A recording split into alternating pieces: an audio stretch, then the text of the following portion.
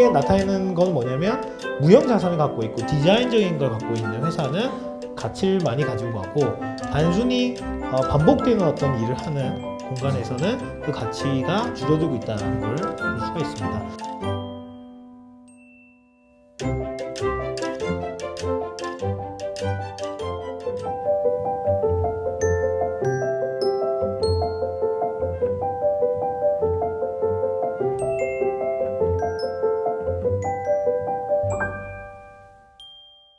사용자가 뭐 이런 다양한 기기들과 소통을 하잖아요. 그래서 저는 지금 이런 조작하는 이런 인터페이스와 소통을 하는데, 이 소통을 할 때 좀 더 명확하고 현실적으로 할 수 있도록 이런 입력 장치를 디자인하는 그런 사람들이다라고 생각하시면 될 것 같습니다. 그런 사람들이 이제 UX 발명을 하는 사람들이다라고 생각을 하시면 될 것 같습니다.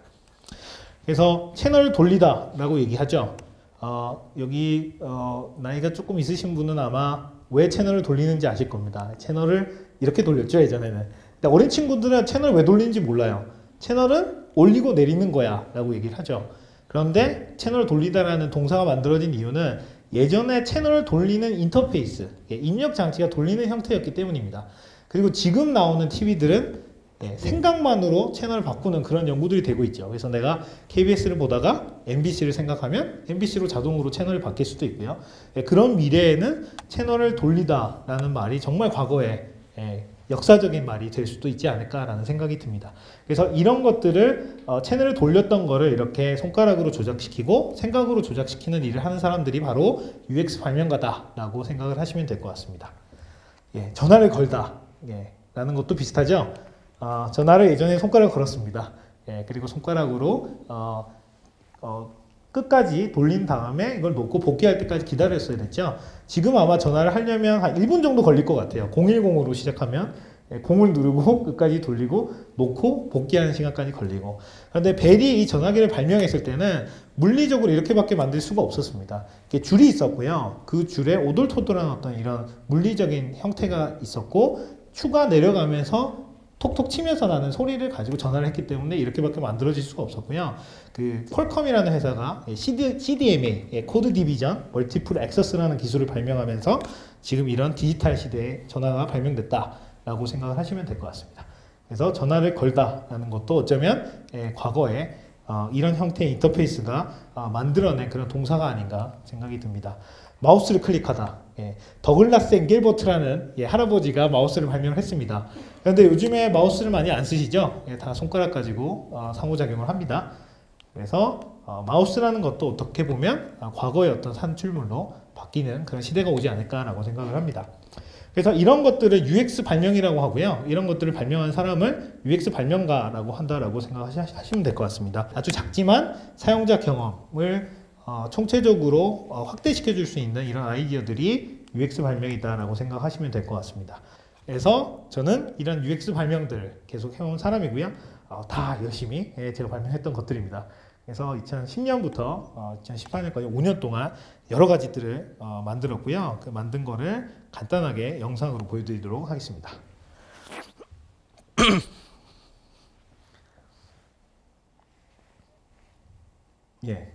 뭐 이런 것도 만들었고요.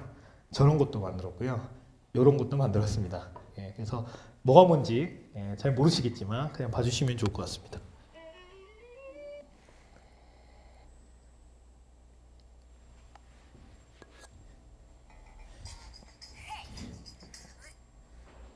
뭐 이런 것도 만들었고요.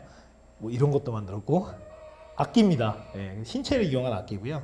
저희 타임라인 바가 막 이렇게 바뀌기도 하고 막 나무를 가지고 막 악기로 만들기도 하고요. 어떻게 보면 인연짓이죠. 그래서 이런 다양한 인연짓들을 했다라고 생각을 하시면 될 것 같습니다. 그런데 인연짓들로부터 의미 있는 것들이 만들어진다고 생각을 합니다. 그래서 가장 위대한 아이디어는 작은 소소한 아이디어의 연속이다라는 말도 있듯이, 이러한 지속성을 가지고 다양한 아이디어들을 만들어내는 것이 어떻게 보면 가장 주요한 아이디어의 가치가 아닌가라고 저는 생각을 합니다. 게임기고요. 재밌는 거는 여기 배터리가 있는 게 아니고요. 자석 가지고 동작을 하는 겁니다. 그래서 이런 것들 만들었다라고 생각을 하고요. 생각을 해주시면 될 것 같고요. 그래서 이런 움직임들, 이런 발명들에는 다양한 그런 환경들이 있는데요. 이런 그 창작자들의 세상이 오고 있다라는 그 시그널, 그 신호에 대해서 잠깐 말씀드리고 오늘 그 발표를 마치도록 하겠습니다. 그 계속해서 말씀드리지만 그 아이디어의 가치가 점점 극대화되고 있습니다. 그래서 무형 자산이 점점 중요해지고 있고요. 왜 그런지에 대해서 간단하게 말씀을 드리겠습니다.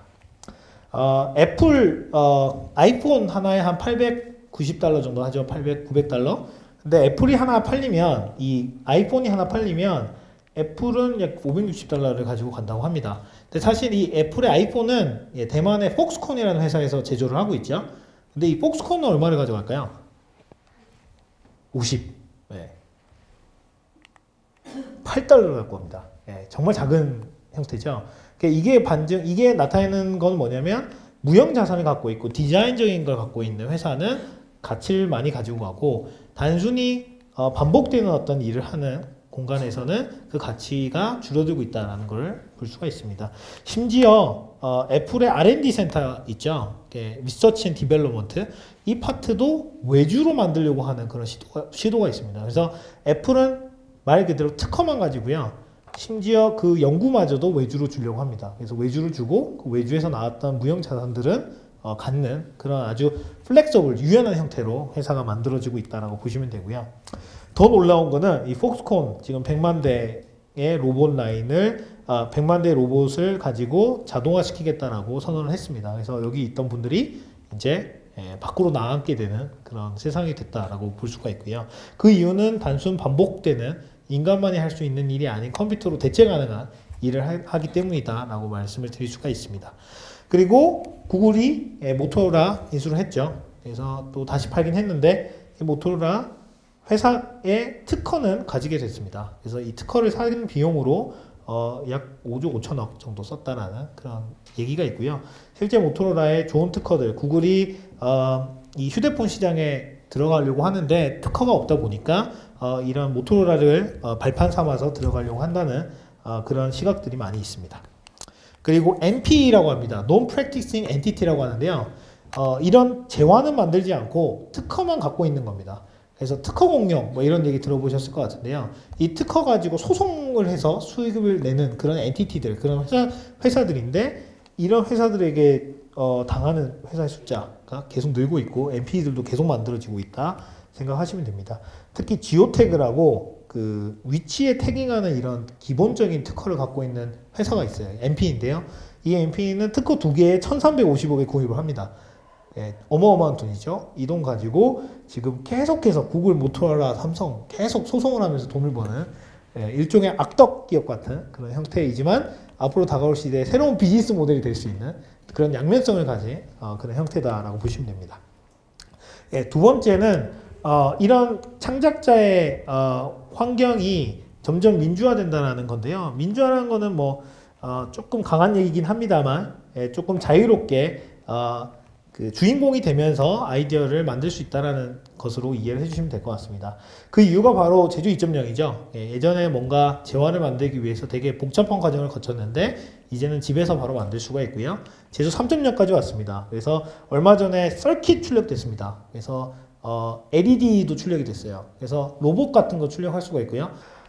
자동차도 3D 프린터로 만들고 있죠. 그래서 제조 3.0 때문에 창작자에게 점점 더 권력이 가는 그런 형태로 되고 있다.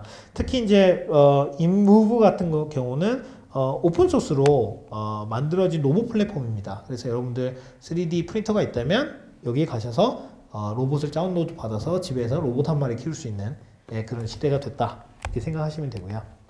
특히 이제 소셜 플랫폼, 다양한 사람들이 다양한 아이디어를 올리고 십시일반 투자를 해서 그 아이디어를 실현화하는 그런 환경이 만들어졌죠. 퀄키나 킥스타터, 인디에고고 이런 것들이 좋은 예라고 할 수 있습니다. 그래서 예전에는 창업을 하기 위해서는 아이디어가 유통이 되기 위해서, 창업이 되기 위해서는 정말 복잡한 과정을 거쳐야 됐죠. 삼촌한테 찾아가서 5억을 빌리고 고모한테 찾아가서 6억을 빌린 다음에 5억 가지고 부지 매입하고 6억 가지고 공장 세우고 그리고 돈을 빌려서 사람들을 고용한 다음에 그걸 가지고 재화를 만들었어야 됐습니다. 근데 지금은 창업이 아주 단순화됐죠. 아이디어만 가지고 창업을 할 수 있다. 사실입니다. 왜냐하면 아이디어만 가지고 재화를 만들어내는 그런 기업들이 많이 있습니다. 무슨 말이냐면 아이디어만 사는 기업들입니다. 그래서 뭐 아이디어 랩, 뭐 IPQ 파트너스, 인텔렉츄얼 디스커버리, 인텔렉츄얼 벤처스 뭐 이런 곳은 정말 말 그대로 A4 용지 이렇게 2장 주고요. 아이디어를 적어달라고 합니다. 아이디어 적고 아이디어 선정이 되면 바로 입금이 돼요. 그래서 아이디어 A4 용지 한 2장 정도에 한 1,500만 원 정도 하고요. 좋은 아주 큰 그런 MP 같은 경우는 아이디어 한 장에 아이디어 한 10장 정도 해야 되는데요. 10장 정도 쓰면 한 10억 정도 주는 곳도 있습니다. 그래서 그 아이디어만 가지고 모니타이징, 그 재화를 수익화할 수 있는 그런 구조의 형태도 있고요. 나는 아이디어만 가지고 이렇게 소송 걸고 하는 거 싫다. 나는 그런 마이너한 삶을 살지 않겠다. 그러면 이 아이디어를 가지고 쉐이브웨이즈나 아이모토라이즈에 올리면 시제품을 만들어줍니다. 그럼 이 시제품 가지고 여러분들 좋은 아이폰 같은 카메라를 가지고 영상을 딱 찍어서 킥스타터나 인디고고에 올리면 10만 투자를 받죠. 그 투자금 가지고 공장을 또 사야 되느냐. 시간당 공장을 빌려서 재화를 만들 수 있는 그런 플랫폼을 활용하면 되고요. 그게 나왔다. 그럼 유통마저도 이런 다양한 온라인 플랫폼을 통해서 진행할 수 있다라고 생각을 하시면 되고요. 이런 환경 때문에 창업 자체가 단순화되고 또 아이디어의 실현이 되게 민주화됐다. 이렇게 생각을 하시면 됩니다. 이런 환경에서 저희 같은 창작자들이 얻게 되는 장점이 있는데요. 그 장점은 바로 권력의 개인화. 이렇게 좀 거창하게 말씀을 드렸는데, 개인화된 어떤 권력을 가질 수가 있습니다. 그리고 또 하나의 변화는 경계의 파괴인데요. 오큘러스, 페이스북 전혀 다른 디멘전에 있던 기업들인데 이 기업들이 하나로 합쳐졌죠. 그리고 아마존, 뭐 책을 파는 회사라고 저희는 알고 있는데 뭐 모든 물건을 다 팔고 있긴 하지만 이 회사가 올해 초에 키바 시스템즈라는 회사를 인수를 했습니다. 전혀 다른 디멘전에 있는데 인수를 하는 그런 일들이 일어나고 있고요. 이 영상에서 말씀드리고자 하는 건 뭐냐면 경계가 빠르게 무너지고 있다. 그래서 각자의 경계에서 있었던 창작자들이 이 경계의 파괴에서 새롭게 기회들을 얻고 있다. 그리고 그 기회들을 잡는 사람들이 앞으로 다가올 시대 100년대를 디자인할 수 있는 그런 찬스를 가진다라고 생각을 합니다. 그래서 창작자의 권력이 극대화되는 시대에 여러분들 살고 있다라고 생각을 하시면 될 것 같고요. 이런 발명의 능력, 새로운 인간만이 할 수 있는 창작의 능력 가지고 앞으로 다가올 시대를 바꿔나갈 수 있는 그런 인재들이 많아졌으면 좋겠다는 생각을 하면서 제 짧은 강연 마치도록 하겠습니다. 폭포를 지나도 찬란한 세계가 있지는 않을 거야. 싸늘한 밤들이 불안하여도 나무는 내게 그저 견디라.